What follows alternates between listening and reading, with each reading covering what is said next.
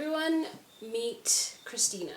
Christina made this video asking people to give her their paranormal stories. And I am going to be taking these paranormal stories and reading them to you. So basically what's happening here is that Christina was too lazy to make content and she asked you, the audience, to make her content. And then where I come in is I take these stories and repackage them and then I give them back to you. That's just the beautiful way of the internet. Let's start with the first story. When I was younger, we lived in a trailer on this plot of land right next to my nana's house. There were several times where I saw this shadow man. No face, no distinctive features, just a black shadow in the shape of a man wearing a top hat. Of course, my mama didn't believe me because I was like 5, but one day, it was just her and my uncle at the trailer. My uncle goes to go to the bathroom, walks past my room, lights flicker on then off. He backtracks and sees the shadow man shoot off my room and into the kitchen where my mom was. My mom followed it outside and it ran into the cornfield. Well, we moved and a few years ago, Why do y'all suck at spelling? Okay, where's your fucking punctuation? This is so hard to read. Well, we moved, and a few years ago we were having a small get-together. I left to get pizza. When I came back, I found my mom and my uncle super freaked out. If I can remember correctly when I was reading this, because this is the first one that I read, I think in the comments she talks about how later on in the new house they were having a conversation. She walked in on her like uncle and whatever having a conversation. They were having a conversation about the whole thing, and I think they saw the shadow thing again, or they were having a conversation about it, and I guess both of them thought that they had imagined it, but it was creepy when it was confirmed by them speaking to each other. While I was like reading this, I was just like imagining an Enderman from Minecraft like just speeding through when the uncle saw it, which is like so funny to me. I don't know why. My only paranormal experience came after I lost my cat Willow to feline leukemia. Aww. A few days after we got her ashes, my mom and I both heard her collar jingle. Despite the fact that her collar was around her ashes, I think she came to say goodbye because we didn't hear it again after that. See, that's cute, but here's the thing. I remember when I lost my phone, someone stole my phone. To be honest, it was one of my drunk uncle's criminal friends, but I think for almost a month after my phone was stolen, I would hear it buzzing. Like when I get a notification, because my phone is always on silent, it would just like buzz, like psst, and when you hear my phone, I'll just hear a buzzing sound like psst, and I'm like, what was that? My phone? I sound like an asshole comparing losing a cat to like fucking losing the phone. This poor girl, she's like, I lost my cat to feline leukemia, and I'm like, I lost something once. I have a little niece who's about 6 years old. When she was a bit younger, probably at 3 to 4 years of age, she was very into drawings. She once drew a red truck and said that it would hit mommy, my sister, who was away for work trip, and I was babysitting this is the plot to Scary Movie. You can't fool me! Next. This shit scares me so much till this day. I get teary-eyed when I talk about it. LMAO. I can't remember what grade I was in, so I'm just gonna assume maybe 3rd. I was at lunch and I went to go use the lunchroom bathroom. After I finished, I began washing my hands and started a conversation with my friend Alexis. I didn't make full eye contact with her, but I remember looking up in the mirror and seeing her walk in and stepped directly behind me with the biggest smile on her face. I turned off the water, dried my hands, and mid-conversation I turned around and she wasn't fucking there. I had had a full-blown convo with absolute no response from her that entire time. I thought I was losing my shit. I didn't see her go in the stalls while looking in the mirror, nor did I see her walk out. And what makes it worse is that when I came out the bathroom, she was sitting at the furthest table. I ran all the way over there, giving it the benefit of the doubt, and asked if she had walked in the bathroom. And there was just pure confusion on her face. See, now that would fucking creep me out. Usually I have very logical explanation for everything, and I do have one for this one, but I'm just gonna leave it because it's fun to just creep you guys out. I grew up in a house so haunted, every home blessing and exorcism performed by priests failed actually made the haunting so bad we moved out of the home when I was 12. My mom was still in denial, although she was the one who made the decision. Fucking hell, dude! Get fucking Grammarly. We're not sponsored by Grammarly. Imagine though, my mom was still in denial, although she was the one who called and made the decision to bring in a priest. A week after moving out, she received an email from the new tenants who wanted to know if we had ever experienced any paranormal activity in the home when we lived there. They've moved out and a third family is living there. They are also having experiences. Aw, man, that's fucking boring. Like, you can't just not give us the specifics. Like, everyone else in the comments was giving specifics, so this and this happened. This person just feels like they just wanted to be part of the conversation, you know? Everyone else is going into detail and they're like, I too have experienced things. And we're just like, oh, what things? Things that I have experienced? Can you go into detail? And there are others who are also having experiences. Okay, so this happened when I was on a trip with just my school friends and no one else. It was the 5 of us. We went to a hotel in Lonavala, and we checked in during the evening. After we chatted and ate dinner, we were about to sleep when one of my friends had to go to the bathroom. As he went inside, all of us heard a loud growl coming from outside the door. I went to check and there was a freaking shadow of some weird thing that was moving on the wall, and I screamed on top of my lungs. And when I told this to my friends, we realized that the bathroom was empty. Like, no one was there, and my friend, who was supposed to be in the bathroom, came from the entry door.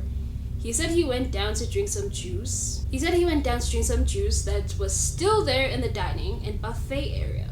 We were all scared AF. I called my mom and she picked us up after a few hours as she was actually around. It was probably like a fucking dog. The day after my grandfather died, I was home alone and I had my foot slightly under the bathroom door as I was getting a towel, and I felt a hard pinch on my big toe.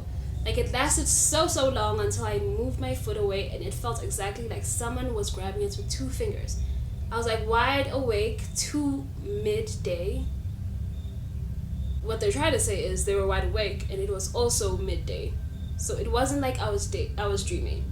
He used to do that a lot when he was alive to my mom when she was a kid, and I didn't even know that until I asked her after. See, that's cute. But like, if I were a ghost, I wouldn't be doing cute shit like that. I'd be fucking around with people, you know, especially people I'm close with. I don't know, fucking poop in a quarter. It's like stinks all the time. Fart in your face while you're sleeping so you wake up with like ghost pink eye. Hide things or like move them around so you're like annoyed because you're like, I left it here, and you know, I'm just in the corner like maybe follow you to school on like a day where you have maybe an exam or like a test and you get to like a really important question. You've been thinking really hard about the answer, and when you think that you finally got it, I'm there and I lean over and I'm like, penis! Do not fucking kill me, bro. I will be a menace to the ghost. My niece used to play alone in his bedroom with some imaginary friend. At first we thought it was normal for kids to do that, but then one night while his mother was putting him to sleep, he said, Mom, why can't I hang on the fan like he does? It's not funny! One time, me and my ex were driving around late at night. I had a panic feeling out of nowhere and told him to pull over without thinking. I need to show you something. I guess that's what she said. And I sprinted into the woods. I ran so fast like I was running from someone or something, or maybe like I was being pulled onto something. Then I faced an abandoned stone building that was broken down. I uncontrollably started sobbing and ran away from it as fast as I could, trying to make it back to his car. I kept getting lost even though I made it to the building like I knew exactly where I was going. I ran into my ex and he grabbed me. I couldn't stop screaming, "Who are you?" and he grabbed my hand, so I sprinted us through the woods till we made it back to the car. I hid as low as I could in the car so no one could see me through the window since I felt like I was being watched. Still sobbing, I opened my phone and it was either 3:33 or 3 a.m. I can't remember which one it was, but it was strange how exact it was. I knew it was something odd, yet I've never understood what exactly the meaning of it was. Okay, child. Could it be something warning me to run away from him? Or was it something trying to pull me into a bad spirit? It makes me cry every time I think or talk about it to the story. I always get that eerie, uneasy feeling of being watched and coming back. I'm gonna be a dick here and ask, were you on drugs? It sounds like what this one should have been instead of this long paragraph was, one time I was on one and my poor ex had to deal with my bad trip. When I was a little around 6 years old, my aunt bought me this little spyglasses toy for Christmas. There's just a pair of goggles with 2 LED lights posts on the side so then you can see where you're walking around in the dark. So one day when I was bored, I just sat in the closet with the night vision glasses. I was moving around the shirts hanging in my closet and walking back and forth. By the time I turned around, I saw a blonde old woman standing right in front of me. She was choking herself out with the coat hanger. Of course I got scared, so I started and blinked. And just like that, she was gone. I walked out of my closet, slowly, realized that nobody would believe me, so I kept the story to myself. About a week later, I was playing in my room, sitting on my carpet, and when I rustled my hand through the carpet bristles, my hand caught long, golden hair. Everyone in my house has dark brown hair. I try not to think of it much. So flash forward to a couple of years, last year to be specific, I asked my mom who used to live in this house before we did, just out of curiosity. She replied saying that this used to be a caretaking home for elderly people. And she said that they moved out after the last patient died from choking herself to death. Okay. I know someone's like gonna be super pissed at me because I just keep on. But you have to let me, okay? It gives me peace of mind. I'm gonna assume that this person has a mom and a dad. Maybe the dad is cheating on the mom with the blonde. Oh, Zura, then explain the vision, explain the... Maybe this child has seen her father cheating. They don't know how to process that because that's traumatizing, right? So, oh, then explain the story about the... Fuck you! Fuck you! It's not real. It can't be. This is wild, but my mom thinks I'm cursed. Mine too. Yeah, she fucking hates me. Okay, so when I was little, I would have night terrors and stuff, and I was terrified of Randall from Mr. Inc. I'm guessing Monsters Inc. The night terrors only stopped when I was 3. The same day my grandpa died, I never had night terrors again until I never had night terrors again until in 6th grade. We moved to a new city. I started having sleep paralysis where I would be laying in bed and someone would open my door and a head would look at me. Then it stretched out a snake and kind of slithered like a snake until it was staring down at me. Then it would go back and run under my bed and I'd look up and the best way to describe this creature was it had no real facial features. Its face was mutilated except for one red eye and it had long greasy hair and limbs that were far too long and unproportionate. I had this nightmare every night for 2 years. It got so bad that I started feeling like I was being watched in my room. I couldn't sleep there anymore because someone would scratch my back all night. I have several scars on my back from these encounters. Every time I'd have these nightmares, my room door would be open in the morning and something would be out of place.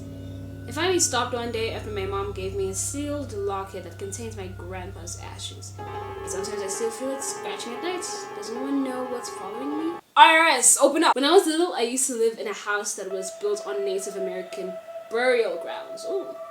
And I vividly remember having an imaginary friend who was a little older than me, who would turn off my lights for me when I asked, bring me gifts from outside that would appear on my windowsill, and sing me songs. I used to call her Miss A because that's all I could make out from her name when she told me.